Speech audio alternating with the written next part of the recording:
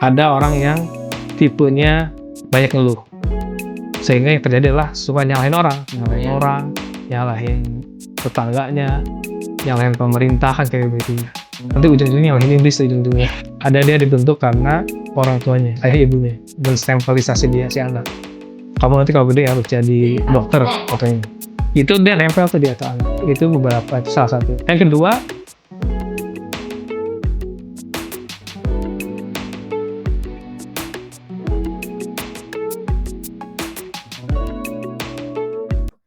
Baik lagi bersama aku Puja Salsabila. Saya di sini sebagai host dari Pandeglang TV. Pandeglang TV ini merupakan sebuah media yang membahas banyak seputar isu, terutama ekonomi, pendidikan, dan masih banyak lagi. Nah, kali ini kita kedatangan tamu dari Cendekiawan Kampung dan juga Dinas Kadis Dispora Pandeglang ya, Pak ya? Iya. Baik. Bersama kami dengan Bapak Tubagus Asep Taufiuddin Arif, Bapak Asep ya, panggilnya. Oke, Bapak Asep. Dan satu lagi dari Dinas Kadis Dispora Pandeglang, yaitu Bapak Haji Didin Fahrudin. Bapak Didin ya? Oke, salam Bapak. Oke Bapak, kali ini kita bahas seputar startup Desa Vol 2, yang mana ini sebuah lembaga ya Pak ya? Program dari lembaga Yayasan Cendekiawan Kampung. betul. Boleh cerita sedikit atau jelaskan tentang lembaga itu sendiri, mulai berdiri kapan, dan maksud dari program itu berdiri itu apa Pak? Ya. Terima kasih Teh Puja ya. Iya. Oke. Terima kasih atas kesempatannya. Alhamdulillah hari ini bisa silaturahim dengan Pak Haji Didi juga dari Dindikora. Jadi Cendekiawan Kampung ataupun CK ini berdiri sekitar tahun 2019-an. Oh ya. Ya, jadi kita sebut sebagai Yayasan Cendekiawan Kampung Indonesia. Ya, memang kita fokus terhadap pembangunan sumber daya manusia ataupun SDM. Ya, karena kita juga belajar dan juga melihatlah situasi kondisi di Pandeglang. Bahkan saya juga waktu itu sempat komunikasi dengan Bupati Bu Ira saat itu. Yeah.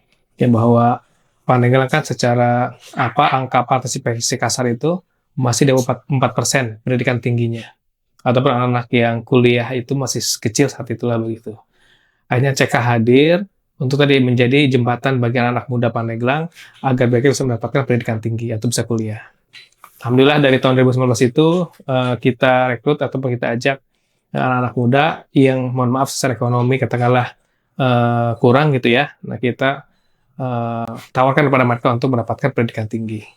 Nah, itu dari Sumur, dari Cimanggu, dari Cibalio, teman-teman anak muda selatan begitu kita arahkan untuk kuliah. Dan ini sudah angkatan kedua kemarin mereka pada lulus begitu di Cendekiawan Kampung ini, yang sudah tersebar di beberapa tempat begitu. Jadi intinya motivasinya adalah bagaimana anak muda ini dia mendapatkan pendidikan tinggi supaya SDM ini bisa tumbuh begitu.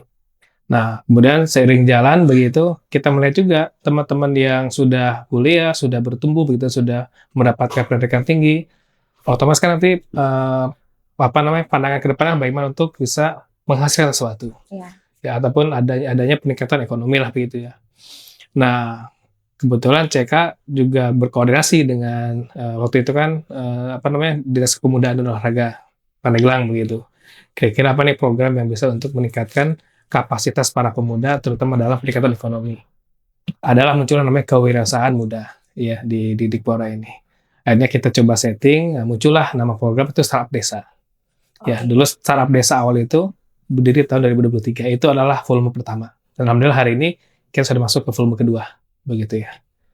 Kira-kira itu dulu, nanti kita akan bahas tentang selanjutnya. Oke, jadi kurang lebih Cendekiawan Kampung itu sendiri karena namanya dari Cendekiawan itu sendiri berkaitan dengan pendidikan. Betul. Berawal dari melihat permasalahan di Pandeglang terkait SDM Pandeglang itu sendiri ya, untuk meningkatkan taraf pendidikan anak-anak Pandeglang, biar lebih meningkat lagi gitu ya Pak ya. Karena kita hadirkan ingin tadi tuh juga berkontribusi untuk daerah, untuk Pandeglang begitu, maka kita juga mengajak anak muda nih yang kira-kira ingin mendapatkan pendidikan tinggi, maka kita jadikan CK ini sebagai jembatan mereka.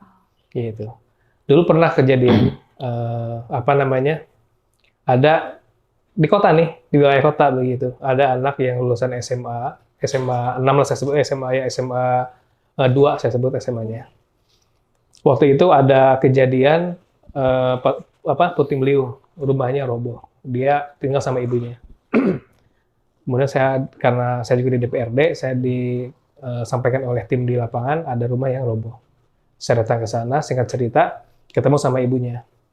Waktu itu ibunya ngomongin rumah, ibunya ngomong gini, Pak katanya, anak saya ini baru lulus SMA dan kami ingin kami itu kuliah begitu. Saya bilang mana anaknya Bu? Nih katanya laki-laki, gitu.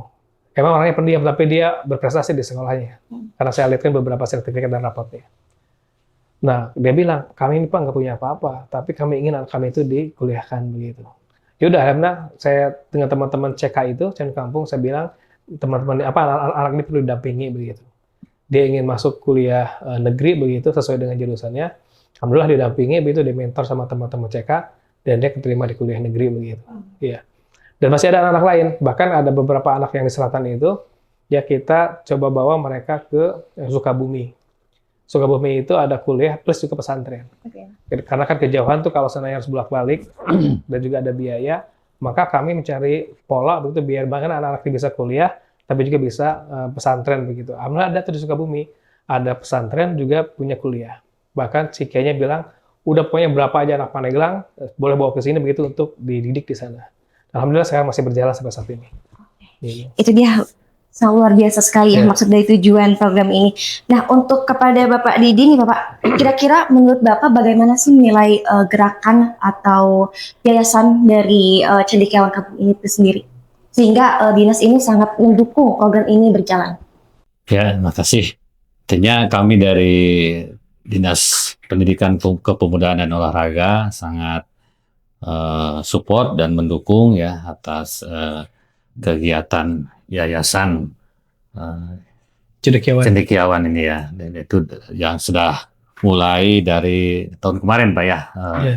Mulai dari startup Desa 1 dan sekarang yang kedua ya itu. Intinya kami sebagai OPD yang melaksanakan kewenangan di bidang pendidikan, kepemudaan dan keolahragaan, dan satu tugasnya itu di bidang kepemudaan itu untuk meningkatkan atau mengembangkan potensi kepemudaan dan agar dapat berpartisipasi dalam pelaksanaan pembangunan. Selanjutnya kira-kira siapa aja sih Pak yang berkaitan dengan program ini yang contoh misalnya dari segi sponsorship, dari tadi dinas kan dari dinas Dispora dan yang lain. Iya. Alhamdulillah ini tahun yang volume kedua ini banyak yang ikut bekerjasama ya, mendukung mensukseskan acara Saat Desa ini. Cuma sebelum ke sana saya menyampaikan dulu ini penting perlu kita coba sampaikan begitu ya. Kenapa juga ini muncul agenda atau program ini? Jadi dulu di periode pertama saya di DPRD itu sempat ikut hadir di kegiatan anak-anak Pandeglang yang kuliah di luar di Bandung. Begitu. Ketika kita datang ke sana mengunjungi mereka tukar gagasan lah begitu ya. Mereka menyampaikan, Pak katanya, kami ini bentar lagi lulus. Cuman kalau kami ke Pandeglang, kami mau ngapain begitu? Ya kami usaha apa di Pandeglang begitu. Itu selalu saya pikirkan. Jadi kan sebenarnya banyak nih anak-anak Pandeglang yang kuliah di luar, cuma ketika dia pulang ke Pandeglang bingung mau ngapain. Begitu. Ini saya diskusi dengan teman-teman termasuk dengan CK begitu, dengan Cendekiawan Kampung dan Kak Ati selaku CEO-nya. Kira-kira kita harus menghadirkan wadah ataupun tempat agar anak-anak ini berkembang, terutama anak muda. Nah, karena kita koneksi dengan OPD-OPD terkait di Pandeglang ini, tadilah muncul kewirausahaan muda. Sehingga kita bikin namanya Startup Desa. Gitu, volume pertama yang kemarin di tahun 2023. Nah, kenapa Startup Desa begitu? Ini kan senafas dengan tujuan Cendekiawan Kampung, bahwa kita menghadirkan anak muda dari desa. Kita menghadirkan sarjana-sarjana muda dari desa. Nah, biar itu sinkron dengan potensi lokal yang ada di desa, maka kita perlu memunculkan produk desa. Nah, kenapa kita sebut dengan sebagai Startup Desa ini? Nah, akhirnya sudah kita bikin pola, kita buat nama Startup Desa bagi pebisnis pemula, gitu. Dia di desa mana, tinggal di mana, ada potensi apa di desa itu, begitu, maka itu akan dia munculkan, dikembangkan. Nah, akhirnya, sepakat kita begitu, muncullah Startup Desa yang tahap pertama itu. Nah, memang kalau yang volume pertama itu lebih banyak didominasi oleh dinas waktu itu kan, Dinas Pemuda dan Olahraga. Nah, dan karena kita juga evaluasi perjalanan di volume pertama ini, teman-teman peserta ini waktu itu kan ada sekitar eh, apa ada 48 orangan begitu, sekitar 18 kelompok yang mendaftar untuk startup desa. Nah, setelah selesai kegiatan itu mereka seperti hampa, nggak ada yang mendampingi karena waktu itu mentoringnya kurang. Nah, kita evaluasi. Nah, akhirnya sekarang yang volume 2 ini kita mengajak kerjasama dengan beberapa pihak, termasuk di situ ada BJB, ada BPJS Ketenagakerjaan, ada Skill in Indonesia, ada Bank BPR, termasuk dengan BMW Travel ini. Agar apa? Agar nanti mereka pun ketika ikut startup desa ini, itu dia mentoring sama mereka. Seperti kegiatan hari itu mentoring mereka. Mereka dibina, mereka diajarkan terutama dalam pengubahan mindset begitu ya. Nah, supaya apa? Supaya ya bisnis yang mereka lakukan ini itu bisa terarah begitu. Dan alhamdulillah BJB pun begitu siap ketika ini teman-teman atau anak muda ini dia sudah sudah usahanya itu sudah mayang lah ke bahasa kita ya gitu ya. Sudah stabil begitu, bahkan mereka siap untuk memberikan pembiayaan begitu. Nah, makanya kenapa mereka ada mentoring supaya terjaga semangat usahanya. Gitu, kira-kira begitu. Jadi alhamdulillah tahun ini lebih banyak yang bekerja sama dengan CK dalam kegiatan startup desa. Jadi di sini saya mau menekankan berarti perbedaan antara pelaksanaan startup 1 dengan startup 2 itu dari segi pelaksanaan dan teknisnya itu adalah dari segi mentornya yang akan dibedakan ya Pak ya? Yeah. Lebih ditegaskan atau lebih ditekankan mentornya itu sendiri? Iya, agar tadi biar mereka tidak terlepas dan tidak sesaat mikirnya. Mungkin kalau di volume pertama itu si peserta ini lebih banyak mengejar hadiah saja. Iya. Tapi di volume 2 ini kita tidak hanya mengejar sustainable. hadiah, tapi mereka harus juga berkembang usahanya. Iya. Itu yang akan kita jalankan. Makanya kemarin para juri juga melihat para peserta untuk lanjut ke tahap selanjutnya itu melihat tentang sustainable bisnisnya itu. Iya. Begitu. Apakah ini usahanya ini akan berlanjut atau tidak. Begitu. Itu akan kelihatan dari pihak juri. Oke. Pertanyaan selanjutnya yaitu apakah program startup desa ini sesuai dengan program dari Dinas Pendidikan Pak? Kira-kira? Ya, karena di tupoksi di Dinas Pendidikan juga ya salah satu di antaranya itu untuk meningkatkan ya kompetensi kepemudaan ya, kepemudaan agar pemuda itu mempunyai talenta terbaik ya, sehingga bisa membuka lapangan usaha baru ya, ada kreativitas ya muncul dari para pemuda untuk berpartisipasi dalam pembangunan gitu ya. Jadi begitu ada yang lulus kuliah gitu ya, belum mendapatkan lapangan kerja yang mungkin yang diharapkan ya, mereka bisa membuka atau merintis usaha-usaha lah ya, usaha-usaha atau kreativitas yang positif, yang dapat juga berpenghasilan ya bagi mereka sendiri gitu ya, bisa mandiri lah gitu, didorong ke sana itu. Oke Pak, saya agak sedikit penasaran nih Pak terkait teknis teknis pengadaan startup desa Pol 2 ini dari mulai awal sampai tahap akhir itu apakah dari sebelum penjurian itu apakah ada pembekalan dulu dari mulai dasar fondasi tentang kewirausahaan atau apapun itu bagaimana? Memang kegiatan startup desa itu kan ini prosesnya panjang gitu ya. Bahkan kalau di volume pertama itu sampai 6 bulanan kita prosesnya. Kalau yang volume 2 ini kita persempit tapi dengan bobot yang lebih besar begitu. Jadi mulai pendaftaran kita sampaikan ke anak-anak muda gitu kan, ke anak yang masih kuliah, termasuk yang di desa-desa begitu, yang dia usianya masih di bawah 30 tahun. Karena kan kita mengikuti undang-undang tuh. Jadi saya masih bisa ikut ya Pak? Bisa. Nanti volume ketiga aja ya. Gitu. Jadi masih usianya karena kita mengikuti undang-undang ya sampai 16 sampai 30 tahun begitu ya. Nah, kita kasih syarat ke teman-teman itu usianya maksimal 30 tahun. Jadi mereka yang punya usaha atau rencana usaha. Nah, jadi boleh yang sudah punya usaha atau yang akan melaksanakan usaha. Karena akan dinilai sama juri. Nah, karena kita meyakini banyak anak Pandeglang yang dia punya usaha dan punya keinginan untuk berusaha. Dan itu terbukti dengan peserta yang daftar. Di volume pertama itu yang peserta yang daftar sekitar 18 kelompok atau sekitar 48 orangan. Nah, di volume 2 ini ada 30 kelompok ada sekitar 99 orang yang daftar karena satu kelompoknya 3 orang. Nah, 99 ini setelah mereka ikut daftar, masukin berkas, itu diseleksi sama tim panitia yang layak atau yang lolos berkas begitu. Dari 30 kelompok atau 99 orang ini yang lolos sekitar 20 kelompok begitu atau 66 orangan begitu ya. Nah, mereka yang sudah lulus berkas ini kita ada bootcamp. Kemarin tuh alhamdulillah kan lalu kita bootcamp di Cirogo kita bikin camp begitu dan anak muda itu kita dalam rangka mengubah mindset.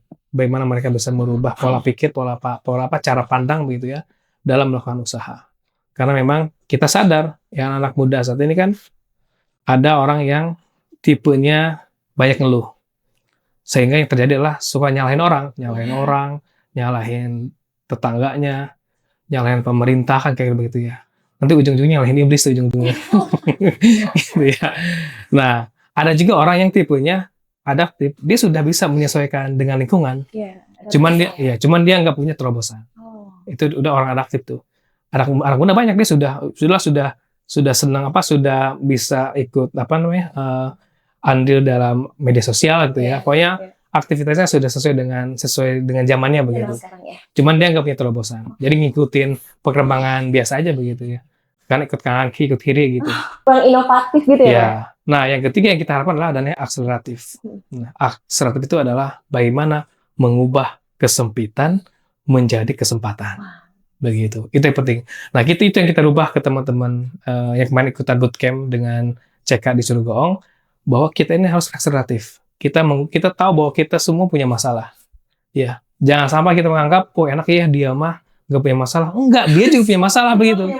Gue punya masalah, saya punya masalah, Anda punya masalah, mereka punya masalah. Kan kita selalu menganggap, enak ya Teh Puja, perasaan orangnya bahagia aja gitu, saya kan gitu ya. Orang menganggapnya begitu.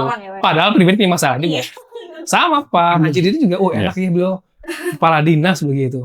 Gitu ya. Kayaknya mau main-main tiap hari juga bebas, uangnya unlimited gitu kira-kira begitu. Padahal beliau juga pasti punya masalah. Nah, cuman itulah kita pentingkan supaya bagaimana masalah kita hadapi itu bisa kita tangani dengan sebaik-baiknya. Itulah yang kita ubah dengan kegiatan mindset tadi. Ya, bagaimana mengubah kesempitan menjadi kesempatan. Begitu. Jadi tekankan ke problem solving-nya itu juga ya Pak ya. Oke, satu lagi nih Pak, untuk yang bikin banyak orang penasaran, kira-kira biasanya support dari Dinas Pendidikan untuk program ini tuh apa sih Pak? Ya, mungkin kalau dari dinas itu sesuai ada program dan kegiatan itu, ada program penguatan organisasi kepemudaan ya. Organisasi kepemudaan itu kan ada Karang Taruna itu ya, Pramuka, Paskibra dan lain-lainnya itu ya. Kita mengadakan penguatan.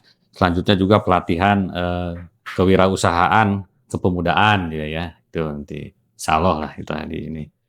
Selanjutnya juga fasilitas forum pemuda ya. Jadi ada forum pemuda kita fasilitasi ya itu. Dan juga ada pendidikan karakter ya mungkin dan literasi. Ya, mungkin itu. Ya. Berarti dalam prosesnya dari dinas itu sendiri langsung saling sentuh sama kita terlibatkan dari teman-teman dinas, terlibat juga dalam kepanitiaan ini begitu ya, dan ikut turut terembuk juga dalam konsep acara ini. Oke, mengaca pada bonus demografi yang sedang kita lalui atau sudah mulai ya Pak ya di tahun ini, bahkan di tahun sebelumnya juga ya. Apalagi untuk menghadapi Indonesia Emas nanti di tahun 2045, kira-kira menurut Bapak Asep dan juga Bapak Didin selaku sebagai PLT dari Disdikpora dan juga Bapak Asep sebagai pembina dari Cendekiawan Kampung itu sendiri, apa sih yang disiapkan untuk menghadapi bonus demografi ini? Ya, kalau kita lihat data Pandeglang gitu ya, kemarin BPS itu sudah merilis Pandeglang dalam angka 2025. Di situ tercatat bahwa penduduk kita Pandeglang ini sudah 1,4 juta. 1,4 juta sekian lah penduduk Pandeglang. Nah, itu usia mudanya ya tadi yang usia 16 sampai 30 tahun itu ada sekitar kurang lebih 454 ribuan. Jadi kira-kira sepertiganya penduduk Pandeglang itu adalah anak muda yang sampai usia 30 tahunan. Apalagi kalau sampai usia produktif itu udah luar biasa banyaknya begitu. Nah ini yang anak muda nih, yang anak milenial, anak Gen Z ini, yang ada sekitar 450 sekian ribu ini harus diapakan sama pemerintah atau harus diapakan oleh kita selaku apa namanya yang cinta sama Pandeglang yang juga memperhatikan generasi Pandeglang ke depan begitu. Nah oleh karena itu teman-teman semua, jadi kami ini di CK begitu pun sama memikirkan bagaimana generasi muda Pandeglang itu pun harus ikut terlibat dan berkontribusi untuk Pandeglang ke depan gitu. Karena gini, ada tipe pemuda yang dia tadi followers ngikutin orang aja begitu. Ya, belum punya prinsip Belum punya prinsip. Ada orang yang victim, ini yang bahaya. Victim itu dia tidak paham dengan sebuah perubahan, tapi dia jadi korban. Gitu. Ada buku bagus namanya The World is Flat. Karangannya Thomas L. Friedman. Dia menceritakan bahwa dunia ini atau bumi ini flat, datar. Bukan bentuk buminya itu datar, tapi maksudnya adalah bahwa semua orang itu bisa mengakses informasi ya dengan teknologi. Dia mau tinggal di Indonesia, mau tinggal di Jepang, mau tinggal di Amerika, itu bisa diakses informasinya. Kita belajar di sini dengan belajar di Jepang, sama tinggal buka laptop atau komputer ya, tinggal ada akses internet bisa dipelajari. Itu bikin namanya The World is Flat. Nah, ada orang pemuda yang nggak sadar itu, nggak sadar dengan sebuah perubahan, makanya nanti dia menjadi korban, namanya victim. Nah, ada orang yang dia tahu perubahan, bisa menyelesaikan permasalahan, itu namanya leaders, pemimpin. Dan CK ingin membuat anak-anak muda itu yang ke depan itu menjadi leader-leadernya, jadi generasi emas. Makanya untuk menyiapkan 2045 itu, yuk kita ingin menghadirkan, ingin menyadarkan gitu ya, anak-anak generasi muda, khususnya anak-anak Pandeglang, ikut terlibat berkontribusi untuk daerahnya. Tapi sebelum mereka berkontribusi, otomatis harus ada yang dia pelajari dulu. Betul. Inputnya harus diperbaiki dulu. Kalau dia inputnya salah ataupun mindsetnya salah, otomatis nanti sikapnya pun salah, tindakan akan salah. Nah, CK ini kita menjadi wadah bagi anak muda agar mereka bisa tumbuh bersama, tumbuh berkembang untuk bisa berkontribusi ke depannya. Begitu. Nah, jadi menghadapi itu semua, ini salah satunya program Startup Desa, gitu ya. Kita ingin menjadi wadah bagi anak muda agar mereka bisa berkembang dan bertumbuh. Gitu. Ya, karena mengingat saya sendiri melihat para pemuda-pemuda Pandeglang itu sendiri ya, mungkin karena faktor lingkungan dia sendiri, jadi menerapkan fixed mindset bukan growth mindset gitu Pak ya. Jadi saya lihatnya program ini benar-benar luar biasa sebagai program yang baru dan bisa merubah mindset warga Pandeglang itu lebih maju lagi gitu dari sebelumnya ya Pak ya. Makanya kan mindset itu dibentuk karena beberapa faktor. Ada dia dibentuk karena orang tuanya, ayah ibunya menstempelisasi dia si anak. Kamu nanti kalau gede harus jadi dokter katanya. Itu dia nempel tuh di atas anak. Itu salah satu. Yang kedua, pergaulan. Jadi masa kecil itu akan merubah mindset orang. Dia waktu kecilnya lebih banyak dibully, itu akan berefek terhadap perkembangannya. Masa kecilnya dia banyak belajar, bermain, dan juga banyak hal baru yang dapat, itu juga akan berefek terhadap pertumbuhannya. Ada yang ketiga, informasi. Ini penting. Ya, informasi itu bisa merubah mindset. Makanya juga kita mengundang anak muda itu biar dia menambah informasi supaya mindsetnya berubah. Begitu. Kalau informasi salah, otomatis nanti mindsetnya salah, tindakannya salah. Gitu. Tapi kalau informasinya bagus, nanti bisa berubah mindset menjadi bagus, nanti tindakannya akan bagus. Makanya kata Ibnu Qayyim itu, karakter itu katanya itu dirubah itu tadi gara-gara pemikiran. Pemikiran nanti dilihat, dipandang, berulang-ulang kali menjadi kebiasaan, nanti lama-lama menjadi karakter. Gitu. Dan kita ingin supaya karakter anak muda ini bisa lebih baik ke depannya. Nah, yang keempat ini penting adalah keyakinan. Keyakinan inilah berhubungan dengan spiritual keagamaan. Jadi teman-teman yang kita bina ini tentang Startup Desa ini tidak hanya secara wawasan intelektual yang dibangun begitu, tapi juga nilai sisi spiritualnya. Karena kalau itu nggak dibarengi nanti ada yang ada yang jomplang begitu ya. Khawatir nanti mereka semangat dalam berusaha tapi lupa dengan yang mengasih rezeki itu kan. Itu yang kita inginkan. Itulah yang kita kembangkan dengan teman-teman. Gitu.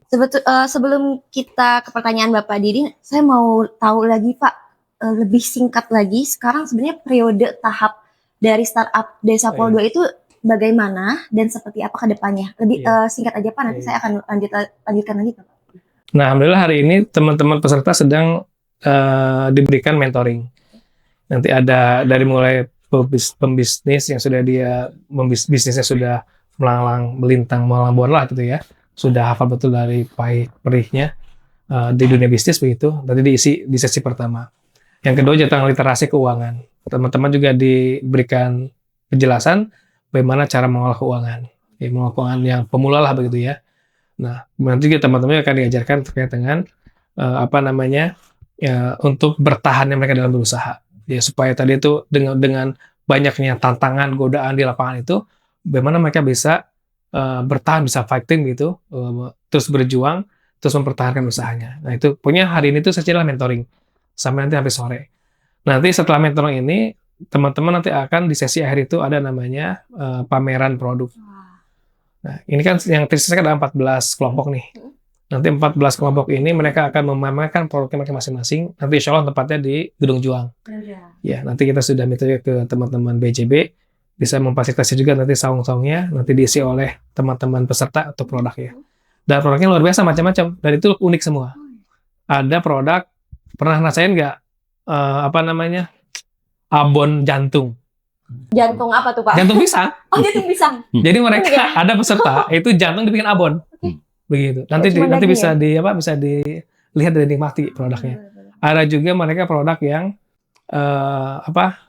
minuman telang ya. Telang ya.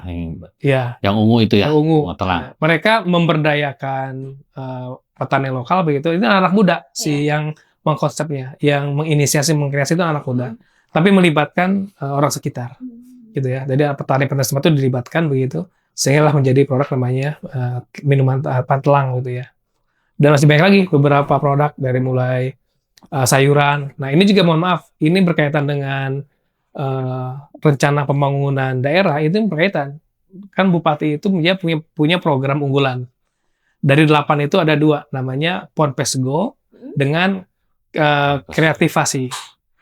Ponpes Go itu adalah bagaimana mendorong pesantren-pesantren itu menghadirkan santri berwirausaha begitu. Nah, alhamdulillah ini di desa juga ada pesertanya dari santri. Ada pesantren mengirimkan peserta dan alhamdulillah sekarang masih berlanjut tuh mereka sebagai finalis begitu ya. Jadi mereka ada pengolahan budidaya sayur mayur itu di pesantrennya gitu ya dan nanti insya Allah mereka juga akan pamerkan produknya. Nah, yang kedua adalah kreativasi yang produk unggulannya Bupati itu, yaitu adalah bagaimana supaya produk-produk unggul itu bisa dipasarkan. Ada produk lokal memiliki nilai jual begitu, itu dimunculkan. Nah, sehingga startup desa ini sudah berkesesuaian dengan rencana pembangunan jangka menengah daerah, ya 2029 nanti gitu dari sekarang. Nah, harapannya sih ini bisa terus dilanjutkan, gitu ya, oleh baik tidak hanya tahun ini, tapi tahun-tahun selanjutnya bisa dilanjutkan, begitu. Oke, berarti kaitannya nih sekarang ke Bapak Didi nih, karena udah terbentuk ya dari finalis itu sendiri dan sampai akhirnya nanti akan membentuk sebuah pameran. Nah, biar para peserta atau winner dari program ini terus berkembang Pak, terus kompetisinya masih ada di dalam diri mereka itu, kira-kira dukungan dari pemerintah itu dari dinas akan dibawa kemana nih Pak dari peserta-peserta? Apakah akan didukung sampai ke taraf nasional atau internasional untuk segi pemasaran dari produk itu sendiri? Karena saya pernah lihat salah satu peserta yang lomba kewirausahaan itu sampai produknya dibawa ke internasional Pak. Gitu. Harapannya mungkin dari saya sendiri produk yang unik tadi salah satunya abon jantung itu mungkin bisa dikenalkan ke kancah internasional begitu Pak. Ya. Program ini ya yang digagas Cendekiawan Kampung ini tentunya nanti ya sustainable ya, berkelanjutan nanti setelah nanti ada ditentukan juara 1 2 3 nanti pada saat ada pendaftaran pemuda pelopor ya baik tingkat provinsi maupun nasional akan kita dorong dan kita support ya untuk supaya bisa berkiprah di tingkat lebih tinggi lagi itu. Dan tentunya dengan kegiatan startup ini mudah-mudahan para pemuda ini akan tumbuh inovatif ya, terus ada kreativitas ya, kreatif dan juga tentunya ya pemuda-pemudi yang akhlakul karimah gitu ya, nantiasa tidak berdasarkan iman dan takwa intinya gitu. Wah, itu dia luar biasa ya, udah kedengeran dari Bapak Dinas, Bapak Didin selaku dari Disdikpora itu sendiri ya. Jadi banyak harapan untuk kita anak muda-mudi Pandeglang ya untuk bisa ke kancah nasional ya dalam tahap pengembangan kewirausahaan. Oke, selanjutnya kira-kira apa sih yang harus disiapkan Pak untuk anak muda Pandeglang mengikuti startup Pol berikutnya mungkin? Mungkin saya kan nanti akan ikut juga nih Pak. Tertarik soalnya nih Pak sama program ini. Iya, jadi pertama sih kita berdoa mudahan pemerintah terus mensupport kegiatan ini. Ya, nanti Pak Didin nanti bisa menyampaikan ke Ibu Bupati atau ke Wakil Bupati begitu bahwa ya program ini kebermanfaatan tinggi bagi anak-anak muda. Ya, selalu disupport begitu dan juga nanti dibarengi juga oleh supporter-supporter lain kayak BPJS Ketenagakerjaan itu dia ngomong ke kita nih Pak, kata BPJS Ketenagakerjaan nih, memang mereka nggak ngasih uang BPJS Ketenagakerjaan itu. Cuman nanti mereka melihat nih si peserta ini mana yang potensi usahanya itu bisa maju ke depannya, dia akan support dari alat. Jadi contoh nih ada peserta dia kayak tadi tuh minuman telang begitu. Apa sih kira-kira kebutuhan alatnya begitu? Nanti akan dilihat oleh si BPJS Ketenagakerjaan, oh butuhnya alat ini maka mereka akan siapkan. Ternyata sampai difasilitasi ke alat. Sampai itu. Karena memang saking pedulinya dengan generasi muda Pandeglang begitu. Termasuk BJB juga sama. Mana nih kira-kira yang anak-anak muda dari usaha ini yang sudah nanti potensi stabilitas usaha itu tinggi, mereka siap memberikan pembiayaan, termasuk dari BPR. Nah kalau SKIUIN kan dia juga salah satu lembaga dari wisata gitu ya Pandeglang. Bahkan dia bilang kalau nanti juaranya dia ajak jalan-jalan berwisata gitu sama SKIUIN. Nah kalau BMW nih, BMW itu dia ngasih voice umroh. Serius Pak? Serius voice umroh? Lagi wisata. Oke, siap. Nah, jadi bagi teman-teman yang nanti insya Allah mau ikut nanti di tahap berikutnya, di volume kedua, mudah-mudahan masih bisa dilaksanakan kegiatan ini karena dampaknya positif. Ya, dari sekarang kita mulai menggali apa nih kira-kira potensi usaha yang bagus untuk kita. Tapi yang lebih bagus lagi adalah kalau bisa berkolaborasi dengan desa. Kita tinggal di mana, di desa apa, desa itu apa, begitu. Apalagi kalau bisa melibatkan lingkungan, masyarakat setempat kita libatkan itu punya nilai nilai positif lebih, begitu, nilai tambah untuk menjadi finalis ke depannya begitu. Oke, jadi itu dia teman-teman untuk di persiapan di startup berikutnya ya. Tadi kesadaran dalam kita berkolaborasi dengan masyarakat, terutama masyarakat desa kita sendiri ya. Potensi apa yang bisa kita naikkan untuk menjadi punya nilai jual ya Pak ya, kita kembangkan. Oke, pertanyaan berikutnya adalah kira-kira apa sih harapan untuk program itu sendiri dari startup desa Pol berikutnya dari Bapak Asep dan juga Bapak Didin? Ya, tadi harapannya nanti mudah-mudahan teman-teman yang sekarang ikut di volume kedua ini ya bisa terus bertumbuh ya, usahanya juga bisa terus maju. Dan saya juga berharap ini menjadi lingkungan tersendiri lah yang oleh teman-teman CK create begitu, teman-teman buat begitu supaya jangan lepas. Karena kalau sudah lepas, kalau sendiri kan nanti mereka khawatir karena goncangan akhirnya lemas begitu, bubar usahanya. Tapi saya sudah nitip ke teman-teman panitia dan juga termasuk ke teman-teman yang menjalankan program CK ini supaya dibikin lingkungan yang stabil begitu. Jadi walaupun mereka sudah pada selesai acara ini tetap terbangun komunikasi.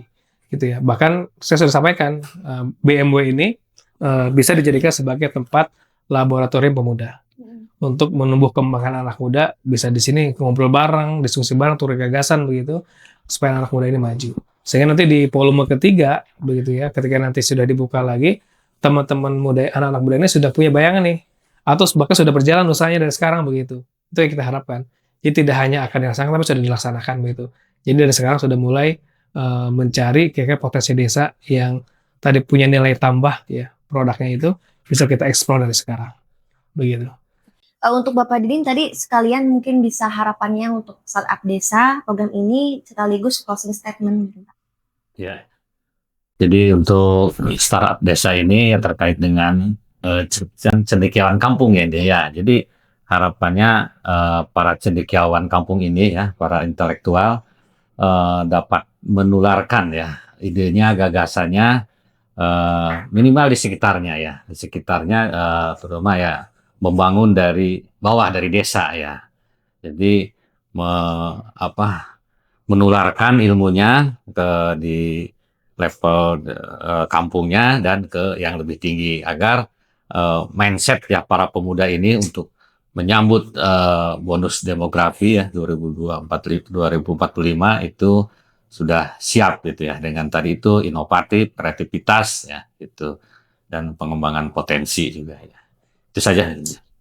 Kalau untuk dari Pak Asep itu sendiri, ada yang ingin disampaikan atau closing statement atau kasih motivasi buat para pemuda yang lainnya biar semakin semangat nih buat startup PO3 nih Pak. Ini saya sampaikan kemarin juga di bootcamp, Iya. camping dengan teman-teman peserta begitu ya, bahwa ada salah satu ayat dalam Al-Quran, satu ayat tapi memiliki makna luar biasa, memiliki makna banyak. Ya, apa sih, Dan ini berkesesuaian dengan berbahasa dengan anak muda kita begitu ya.